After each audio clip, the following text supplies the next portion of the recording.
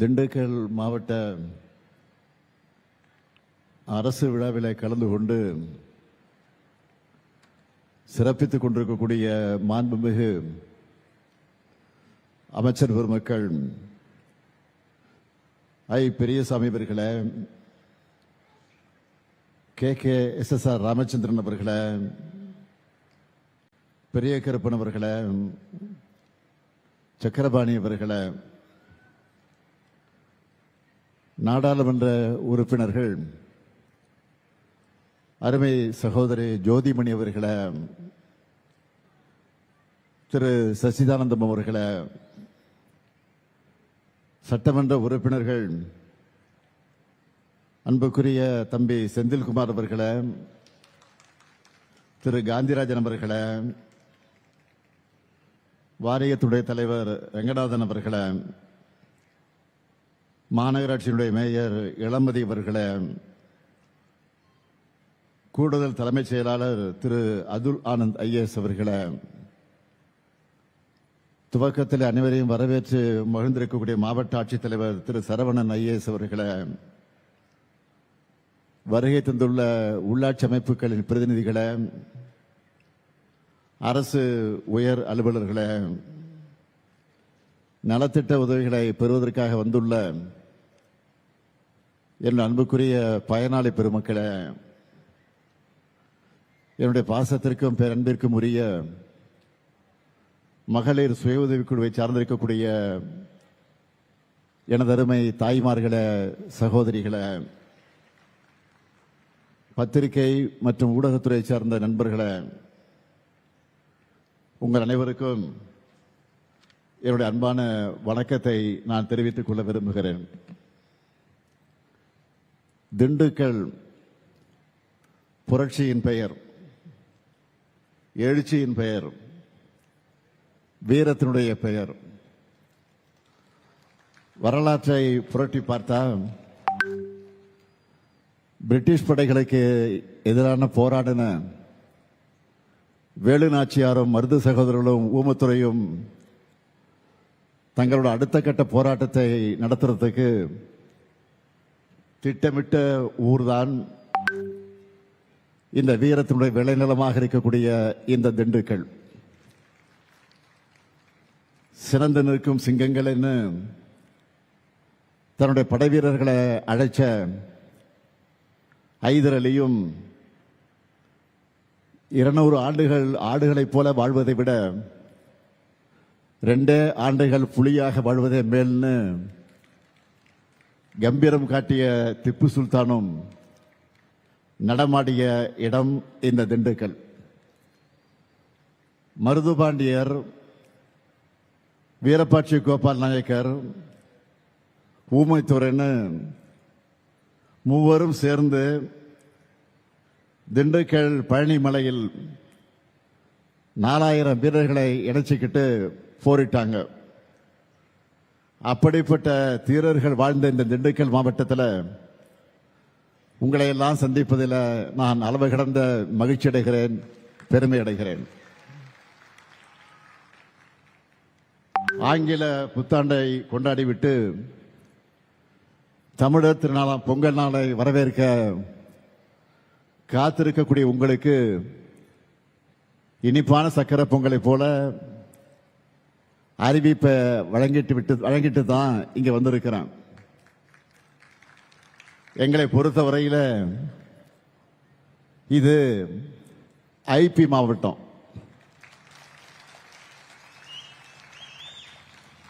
திண்டுக்கல் பூட்டு எவ்வளவு உறுதியானதோ அதே அளவுக்கு உறுதியோட இந்த மாவட்டத்தை கட்டி காத்து வளர்ச்சியை நோக்கி அழைத்து சென்று கொண்டிருக்கிறார் நம்முடைய மாண்புமிகு அமைச்சர் IP அவர்கள். அதேபோல உணவுத்துறை அமைச்சர் சக்கரபாணியும் சிறப்பா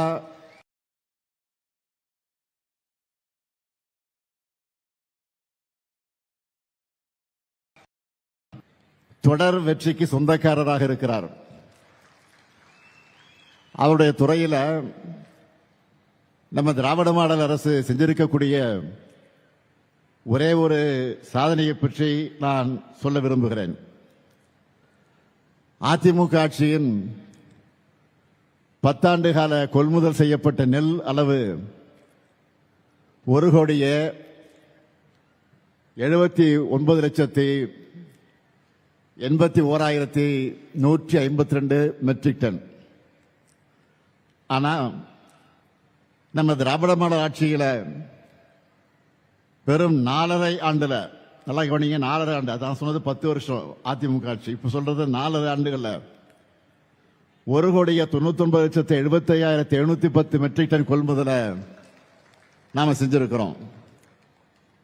நல்லா கவனிங்க, அதிமுக 10 ஆண்டுகளை விட நம்மோட 5 வருஷத்துல 19,94,558 மெட்ரிக் டன் அதிகமாக நாம கொள்முதல் செஞ்சிருக்கிறோம். இது சாதாரணமானதல்ல, மிகப்பெரிய சாதனை. இந்த சாதனைக்கு சொந்தக்காரர் தான் நம்ம சக்கரபாணி. இன்றைய விழாவை பொறுத்த வரைக்கும் 337 கோடியே 84 லட்சம் ரூபாய் மதிப்பிலான 111 முடிவுற்ற பணிகளை திறந்து வச்சு 174 கோடியே 20 லட்சம் மதிப்பிலான 212 புதிய பணிகளுக்கு அடிக்கல் நாட்டி 2,62,864 பயனாளிகளுக்கு 1,082 கோடிய மதிப்பில் பல்வேறு நலத்திட்ட உதவிகள் வழங்கக்கூடிய நிகழ்ச்சிக்கு நான் இங்கே வந்திருக்கிறேன். மொத்தம் 595 கோடி ரூபாய் மதிப்பிலான விழாவாக, ஏன் ஒரு மாபெரும் விழாவாக இது அமைஞ்சிருக்கு. இங்கே கூடியிருக்கக்கூடிய உங்களை பார்க்கிறப்போ இது அரசு விழாவா இல்ல ஒரு மாநாடா என்று வியப்பா இருக்கு. அந்த அளவுக்கு இந்த விழாவை மிக சிறப்பாக ஏற்பாடு செஞ்சிருக்கக்கூடிய நம்முடைய மாண்புமிகு ஐபி அவர்களுக்கும் மாண்புமிகு அமைச்சர் சக்கரபாணி அவர்களுக்கும் அவருக்கு துணை நிற்கக்கூடிய மாவட்ட ஆட்சியர் திரு சரவணன் ஐஏஎஸ் அவர்களுக்கும் அதேபோல மாவட்டத்தில் இருக்கக்கூடிய அரசு அலுவலர்களுக்கும் என்னுடைய பாராட்டுக்களையும் வாழ்த்துக்களையும் நான் தெரிவித்துக் கொள்ள விரும்புகிறேன். உங்க முகங்கள்ல மகிழ்ச்சியை பார்க்கணும்னு தான் ஏராளமான திட்டங்களை நாங்க செஞ்சுக்கிட்டு இருக்கிறோம். நகரங்களுக்கு இணையா கிராமங்களுடைய உட்கட்டமைப்பையும் வளரணும். இந்த சமச்சீரான வளர்ச்சி தான் நம்முடைய திராவிட மாடலுடைய இலக்கணம். அதுக்கு அடிப்படையான பணிகளை செஞ்சு திராவிட மாடல் கொள்கையை வலிமைப்படுத்தி வருகிறார் நம்முடைய ஐபி அவர்கள். இந்த மாவட்டத்துக்கு வந்த உடனே நம்ம திராவிட மாடல் ஆட்சியில் செய்யப்பட்டிருக்கக்கூடிய திட்டங்களை பற்றி நான் அவரிடத்தில் கேட்டேன். உடனே பெரிய லிஸ்ட ஐபி அவர்கள் என்னிடத்தில் கொடுத்தார். அதில் சில முக்கியமான சில பணிகளை மட்டும் நான் ஹைலைட்டா சொல்ல விரும்புகிறேன். கலைஞர் கனவு இல்ல திட்டம் மூலமா 10,000 வீடுகள் திண்டுக்கல் மாவட்டத்தில் கட்டப்படுது. அதுல 6,915 வீடுகள் கட்டி தந்தாச்சு. ஊரக வளர்ச்சித்துறை மூலமா திண்டுக்கல் மாவட்டத்தில் 29,000 ஊரக வளர்ச்சித்துறை மூலமா மட்டும் திண்டுக்கல் மாவட்டத்தில் 1,29,000 பணிகள் நிறைவேற்றப்பட்டிருக்கு. இதனுடைய மொத்த மதிப்பு 3,500 கோடி ரூபாய்.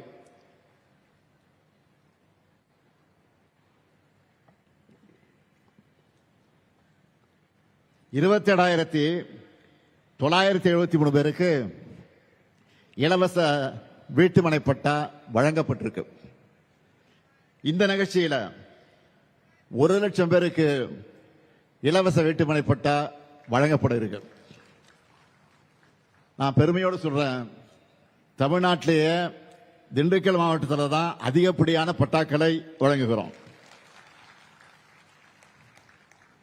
நகர்ப்புற பகுதியில் 2605 பேருக்கு பட்டா வழங்கப்பட்டிருக்கு.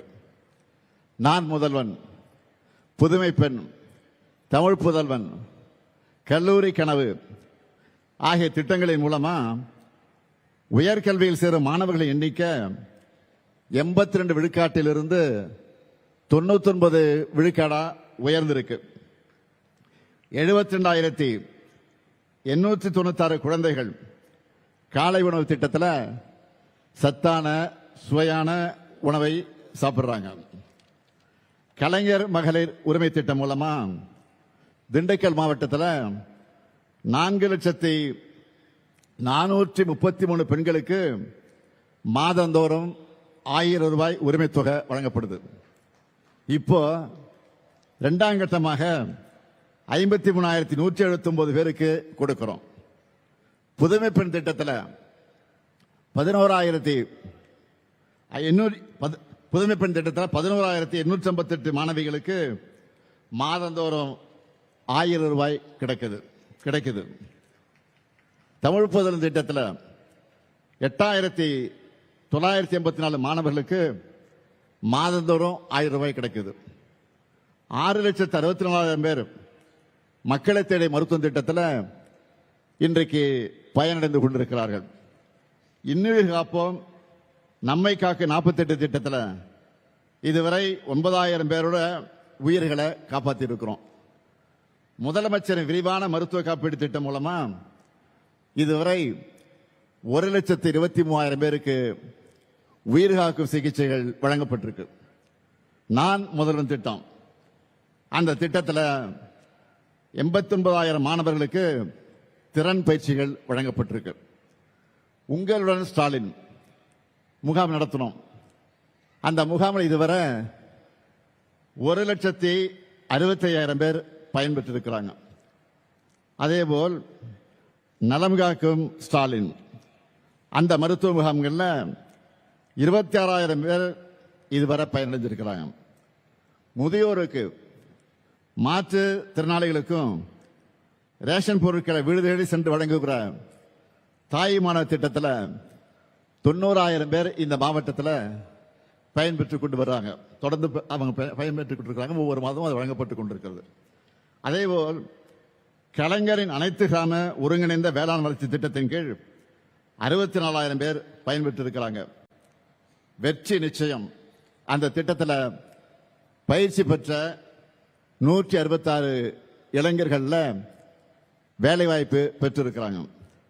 திண்டுக்கல் மாநகராட்சி 6 பேரூராட்சிகள், திண்டுக்கல் மற்றும் கரூர் மாவட்டங்களில் இருக்கக்கூடிய 1,422 ஊரக குடியிருப்புகளுக்கான காவேரி நீரை ஆதாரமாக கொண்ட கூட்டு குடிநீர் திட்டத்தை தொடங்கி வச்சிருக்கிறேன். இதன் மூலமா 8,27,000 பேர் மக்கள் பயனடைய போறாங்க.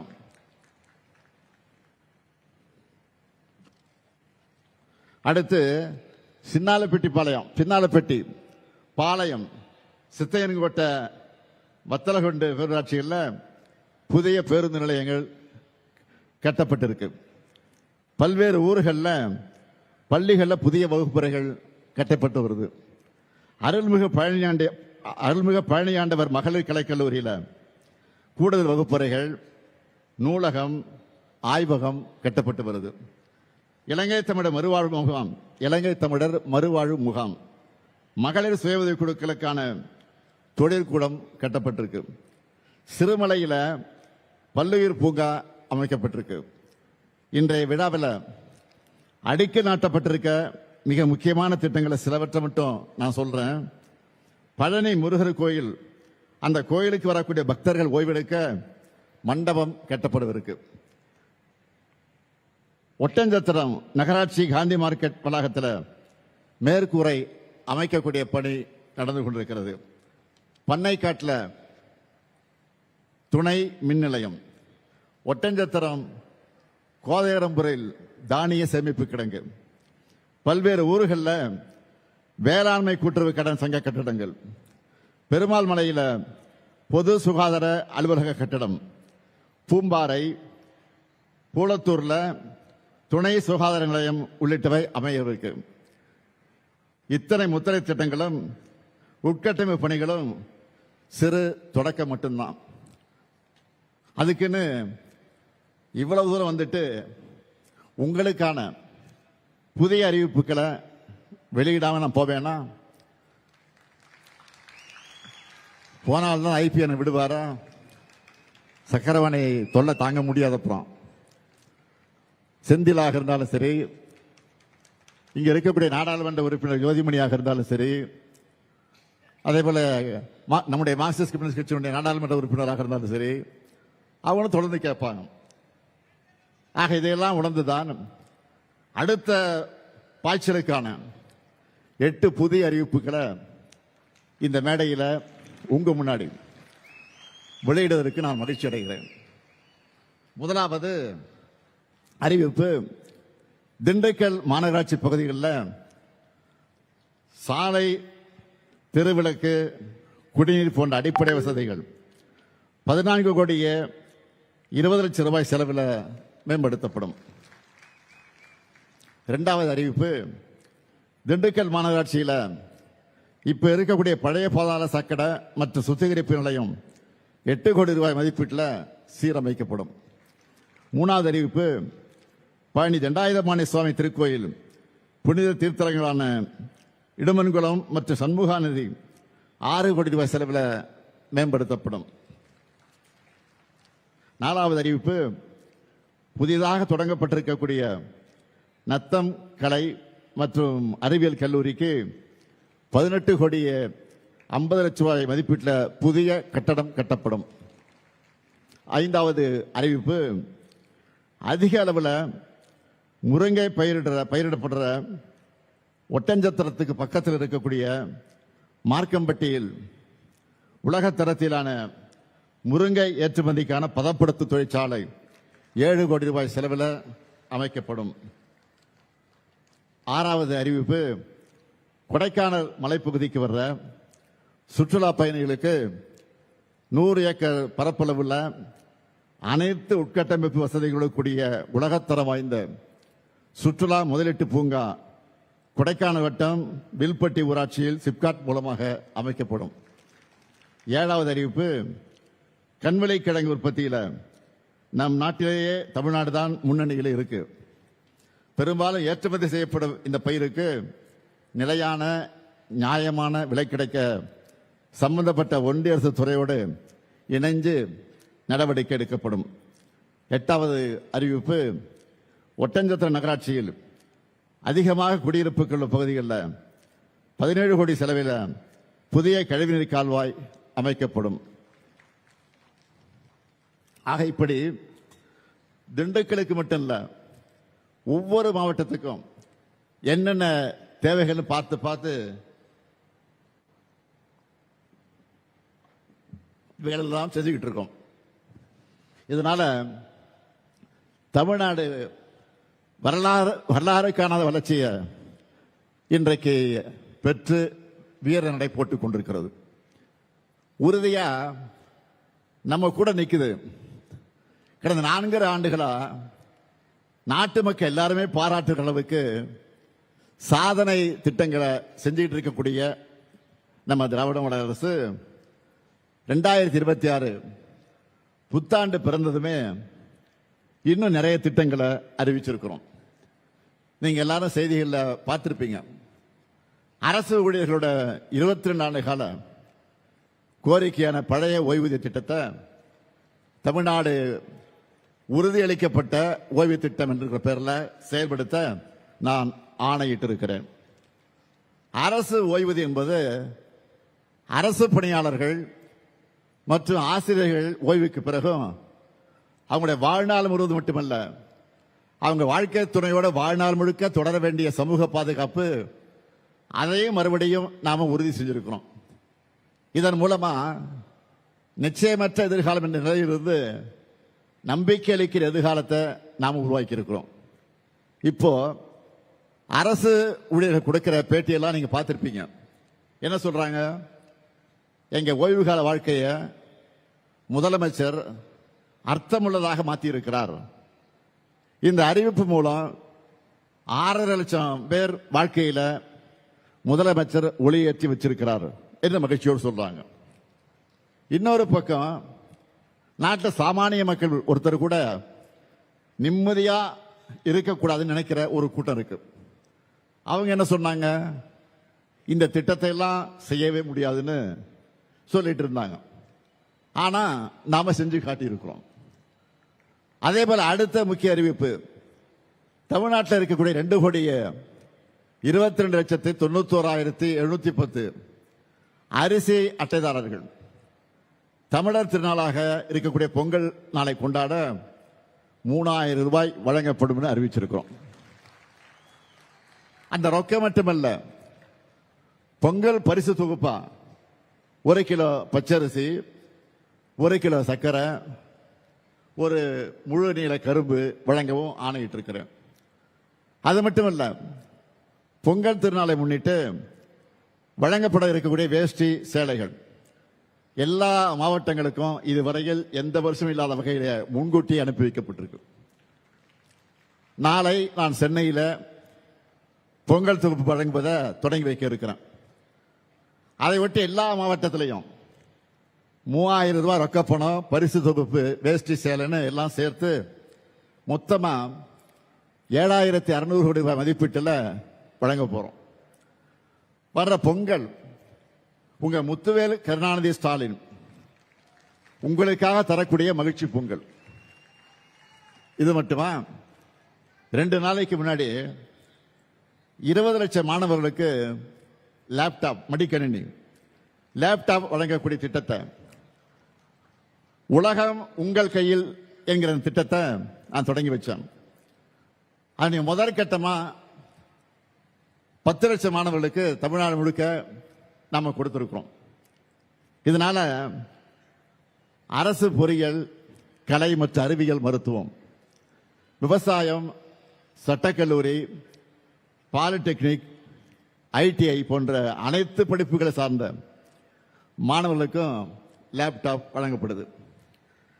டெல், ஏசர், HP போன்ற உலக தரமான கம்பெனிகளோட லேப்டாப்பை தான் நம்ம மாணவர்களுடைய கைகளில் நம்ம கொடுத்துருக்கிறோம். நீங்க நல்லா படிங்க, மற்ற எல்லாத்தையும் நான் பார்த்துக்கிறேன்னு உலக உங்கள் கையில் நான் சொல்லியிருக்கேன், நிகழ்ச்சியில் சொல்லியிருக்கிறேன். ஆனா கடந்த ஆட்சியில் இந்த திட்டத்துடைய நிலைமை என்ன? 2019ஆம் ஆண்டு பழனிசாமி அவர்கள் முதலமைச்சராக இருந்தப்போ மாணவர்களுக்கு லேப்டாப் வழங்குற திட்டத்தை நிறுத்திட்டாரு. எப்போ? 2019ஆம் ஆண்டு நிறுத்திட்டார். அப்ப அதுவும் CAG அறிக்கை என்ன சொல்லிச்சு தெரியுமா? 68 கோடி ரூபாய் மதிப்பில் வாங்கப்பட்ட 55,000 லேப்டாப்புகளை வீணடிச்சுட்டாங்கன்னு CAG அறிக்கையில் வெட்ட வெளிச்சமாக சொன்னாங்க. அதிலே வெளியிடப்பட்டிருக்கு. இது பத்தி மாண்புமிகு எதிர்க்கட்சி தலைவர் பழனிசாமி அவர்களுக்கு ஏதாவது சந்தேகம் இருந்தா 2023ஆம் ஆண்டு ஏப்ரல் மாதம் தமிழ்நாடு சட்டமன்றத்தில் தாக்கல் செய்யப்பட்டிருக்க அறிக்கை எடுத்து நீங்க பார்க்கலாம், ஆதாரமா இருக்கு. சோசியல் மீடியாவில் 2 நாளைக்கு முன்னாடி ஒருத்தர் ஒரு செய்தியை போட்டிருந்தார்.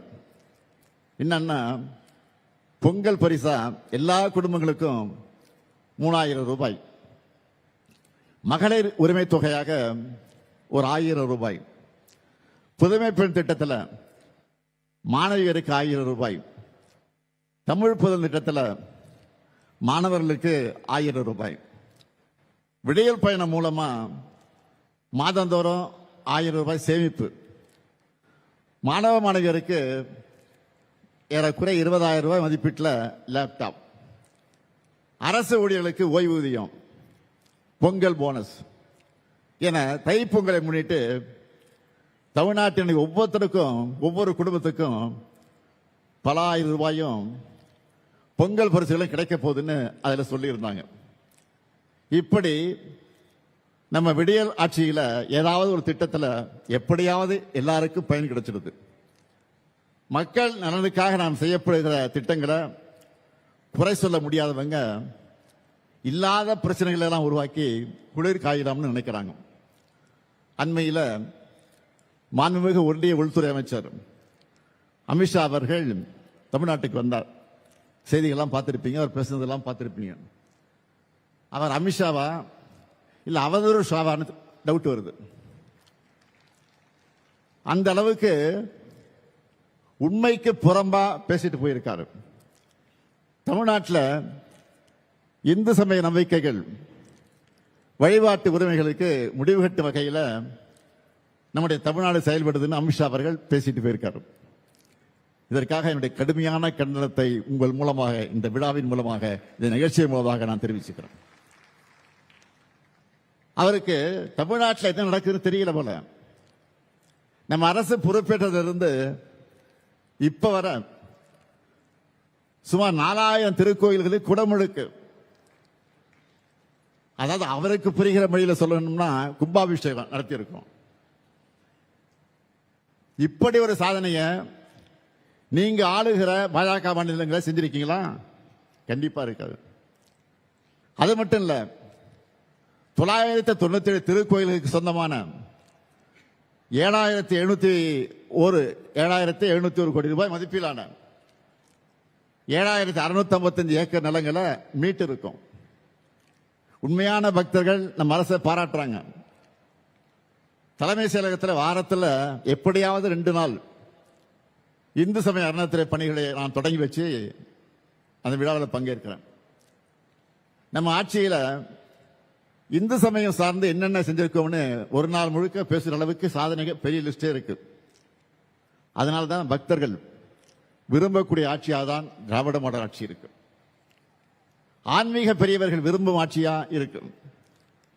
அனைத்து சமயத்தவர்கள் நம்பிக்கைக்கும் மதிப்பளித்து அவன் மத உரிமைகளை காப்பாற்றுகிற ஆட்சியா நடத்திக்கிட்டு வரோம். இப்படிப்பட்ட தமிழ்நாட்டில் இந்துக்களுடைய உரிமைகள் பறிக்கப்படுறதா துளியும் உண்மையில்லாத குற்றச்சாட்டை உள்துறை அமைச்சர் சொல்வது அவருடைய பதவிக்கு கண்ணியம் அல்ல. உண்மையை சொல்லணும்னா கலவரம் செய்யவும் குழப்பம் எடுத்தவும் நினைக்கிறவங்களோட எண்ணம் தான் தமிழ்நாட்டில் ஈடேறல. அது இனியும் நடக்காது, நடக்க விட மாட்டோம். இந்த ஸ்டாலின் இருக்கிற வரை அது நடக்கவே நடக்காது.